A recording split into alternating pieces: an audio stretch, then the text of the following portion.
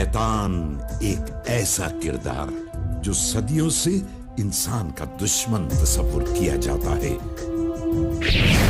वो जो साए की तरह हमारे साथ रहता है और दिखाई भी नहीं देता, हमें रंगीन और संगीन मशवरे भी देता है।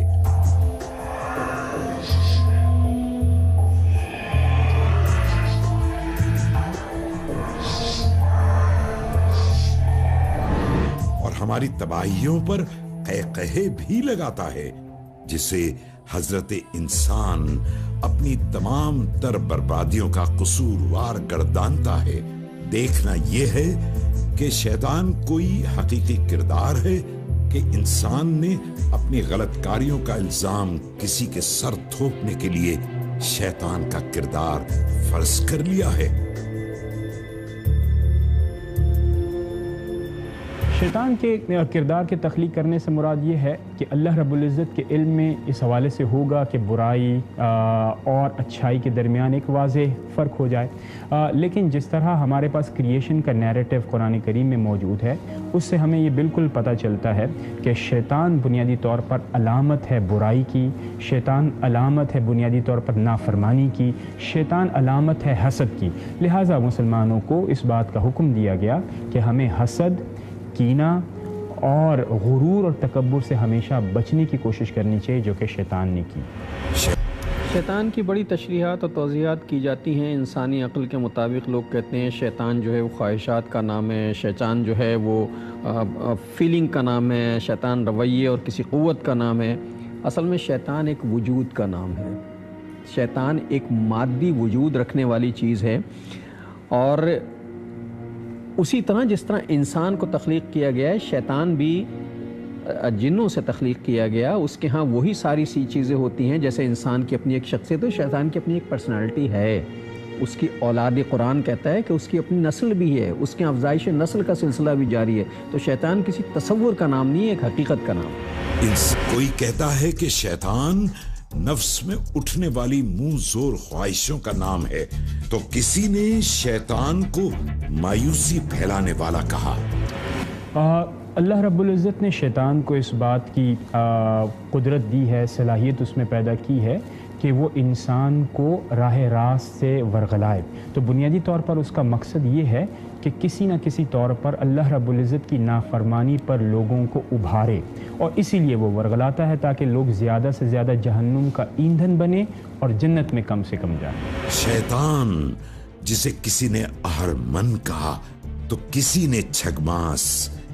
मसीही दुनिया शैतान को डेविल के नाम से मौसूम करती है।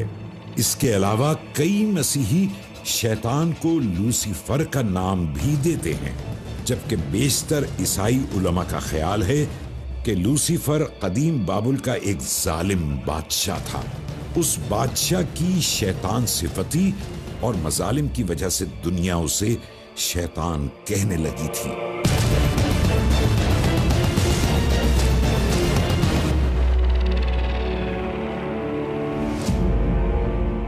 मसीही अकीदे के मुताबिक शैतान एक फरिश्ता था जो सिर्फ इंसान से ही नहीं बल्कि खुदा की तमाम मखलूकात से नफरत करता है।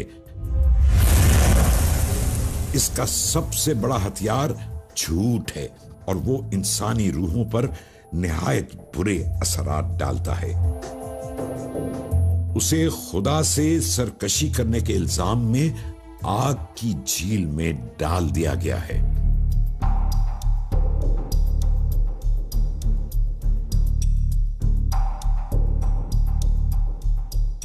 इसके अलावा मसीही बरादरी एंटी क्राइस्ट को भी शैतान से मौसूम करती है, जिसे इस्लाम ने दज्जाल का नाम दे रखा है। यसाया नबी का सहीफे में लिखा है कि ये सुबह का फर्जंद अपने आप को कहलाता था, और हिजकिय्याह नबी कहते हैं कि इसकी पोशाक में हर कीमती पत्थर इसकी पोशाक के लिए था, और ये कुर्बी खास था खुदा का। लेकिन इसने घमंड किया, और इस घमंड की वजह से इसे कहा कि मैं सितारों से ऊंचा अपना बुर्ज बनाऊंगा, मैं खुदा से बड़ा हो जाऊंगा, और इस घमंड की वजह से इसे اس کے اعلیٰ منصب سے گرایا گیا، اور اسے نہیں بلکہ ساتھ اس کے جو ساتھی فرشتے تھے انہیں بھی گرایا گیا۔ اور یہ بات متی انجیل میں مرقوم ہے کہ ابلیس اور ہمیشہ کی آگ ابلیس اور اس کے فرشتوں کے لیے۔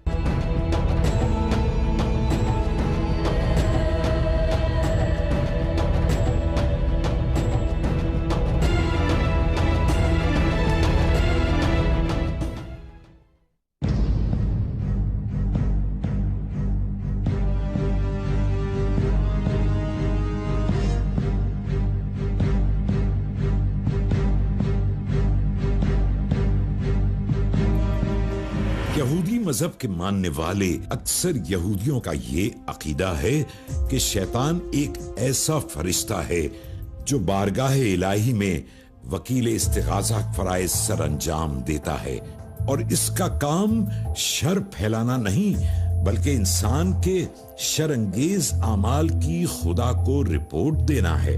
ان کے مطابق ہر انسان اپنے شر انگیز اعمال کا خود جواب دہ ہے، اور شیطان کا انسان کو بہکانے میں کوئی عمل دخل نہیں۔ ان کا یہ بھی عقیدہ سامنے آتا ہے کہ جب خدا کسی انسان کو آزماتا ہے تو شیطان انسان کا عقیدہ ٹٹولنے اور اس کے ایمان کی مضبوطی جاننے کے لیے اس کا امتحان لیتا ہے۔ دوسرے لفظوں میں کہا جائے تو یہودیوں کے مطابق شیطان خدا کا آلہ کار ہے۔ دین اسلام کے مطابق شیطان جنات کے قبیلے سے تعلق رکھتا ہے جو آگ سے بنایا گیا تھا اور انتہائی عبادت گزار بھی تھا، لیکن اس نے آدم کو سجدہ نہ کرنے کی سرکشی کی اور کہا کہ میں آگ سے بنا ہوں، جبکہ انسان خاک سے۔ پھر بھلا یہ مجھ سے افضل کیسے ہو سکتا ہے؟ قرآن مجید کی سورہ الاعراف کی 16ویں اور 17ویں آیت میں ہے، وہ بولا مجھے اس دن تک مہلت دے جبکہ سب دوبارہ اٹھائے جائیں گے۔ فرمایا تجھے مہلت دی۔ بولا اچھا، تو جس طرح تو نے مجھے گمراہی میں مبتلا کیا ہے، اب میں بھی تیری سیدھی راہ پر ان انسانوں کی گھات میں لگا رہوں گا، آگے اور پیچھے، دائیں اور بائیں، ہر طرف سے ان کو گھیروں گا، اور تو ان میں سے اکثر کو شکر گزار نہ پائے گا۔ شیطان کے بہکانے میں آنے سے بچنا چاہیے۔ شریعت کو جو کہ بہت واضح ہے، جس میں حلال اور حرام بالکل واضح انداز میں بیان کیا گیا ہے، انسان کو شعوری طور پر ان چیزوں میں دیکھ کر حلال کی طرف راغب ہونا چاہیے اور حرام کاموں سے ہمیشہ بچنے کی کوشش کرنی چاہیے۔ اگر کبھی ترغیب ملے حرام کاموں کی طرف تو لا حول پڑھنا چاہیے تاکہ شیطان آپ سے بہت دور بھاگ جائے۔ کیا شیطان اس لیے انسان کو بہکاتا ہے اور نقصان پہنچاتا ہے کہ پہلے اس زمین کی حکومت یا خلافت جنوں کے پاس تھی؟ دین اسلام کے مطابق انسان اور شیطان کی یہ جنگ روز محشر تک جاری رہے گی۔ شیطان کی کوشش ہوگی کہ انسان کو ورغلا کر جنت کے راستے سے ہٹا کر اپنے راستے پر یعنی جہنم کے راستے پر لے آئے، جبکہ جو انسان خدا کے دھیان سے کبھی غافل نہیں ہوتے وہ کبھی شیطان کے بہکاوے میں نہیں آتے۔ کیا شیطان کے انسان کو ورغلانے کی وجہ یہ تو نہیں کہ انسان سے پہلے اس زمین پر جنات کا راج تھا؟ کائنات جو ہے یہ دارالعمل ہے، اور دارالعمل کا مطلب یہ ہے کہ پھر کوئی دارالجزا بھی ہوگا، یعنی ایک جگہ عمل کیے جائیں گے، دوسری جگہ اس کی جزا بھی ملے گی اور سزا بھی ملے گی۔ تو دارالعمل جو ہوتا ہے وہ تو امتحان گاہ ہوتی ہے، وہاں آزمائشیں کی جاتی ہیں لوگوں سے۔ آزمائشیں کرنے کے مختلف ٹولز ہوتے ہیں۔ شیطان اصل میں انسان کی آزمائشوں کا ایک ٹول ہے، اور اسے اگر تخلیق کیا گیا ہے تو صرف انسان کی قوت ارادی کو دیکھنے کے لیے، اس کے اطاعت و فرما برداری کو جانچنے کے لیے ایک کسوٹی بنائی گئی ہے۔ اور قرآن نے کہا بھی کہ کچھ لوگ جو ہیں وہ شیطان کی پارٹی کے ہیں اور کچھ لوگ جو ہیں رحمان کی پارٹی کے ہیں۔ تو آزمائش کے لیے شیطان کو پیدا کیا گیا۔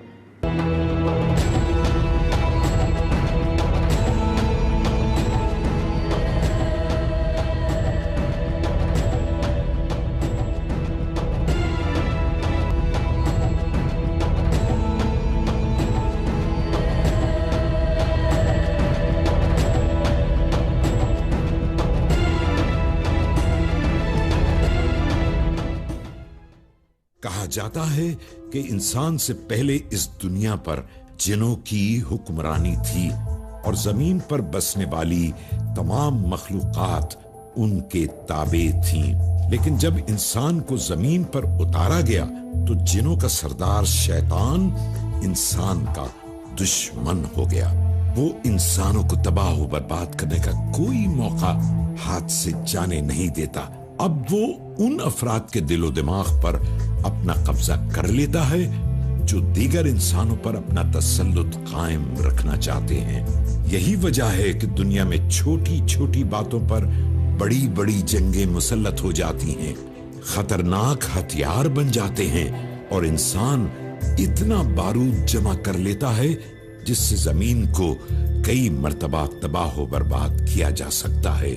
یہاں یہ سوال ذہن کے گمہ خانوں میں سر اٹھاتا ہے کہ آخر شیطان کا سب سے بڑا ہتھیار کیا ہے؟ بنیادی طور پر جو بات ہمارے لیے قابل فہم ہے وہ یہ ہے کہ جنات اللہ رب العزت کی مخلوق ہے، اسے بھی عبادت کے لیے پیدا کیا گیا ہے، لیکن ان میں بھی بعض لوگ شریر ہیں، بعض لوگ اللہ رب العزت کی نافرمانی کرتے ہیں۔ انسان بھی نافرمان بھی ہے اور فرما بردار بھی ہے۔ ہمارے لیے جو بات سمجھنے کی ہے وہ یہ ہے کہ ہمیں فرما بردار بندہ بننا ہے اللہ رب العزت کا۔ ابلیس کا مطلب ہے انتہائی مایوس، یعنی یہ کہا جا سکتا ہے کہ شیطان کا سب سے بڑا وار مایوسی پھیلانا ہے۔ یہ مایوسی ہی ہے جو انسان کو طرح طرح کے ذہنی اور جسمانی بیماریوں میں دبوچ لیتی ہے، جبکہ سائنس کہتی ہے کہ پریشان کن اور مایوس سوچیں انسانی ذہن میں ایسے کیمیکل ایکٹیویٹ کر دیتی ہے جو خون میں شامل ہو کر جسمانی بیماریوں کا باعث بن جاتے ہیں۔ اگر اسی نظریے کو سامنے رکھ کر موجودہ دنیا کو دیکھا جائے تو ہر طرف بڑھتی ہوئی مایوسی نظر آتی ہے۔ دنیا میں ڈپریشن کا مرض وبا کی صورت اختیار کرتا ہوا دکھائی دیتا ہے، اور بغور دیکھا جائے تو ہر گناہ کے پیچھے مایوسی، محرومی اور نفرت ہی کار فرما نظر آتی ہے۔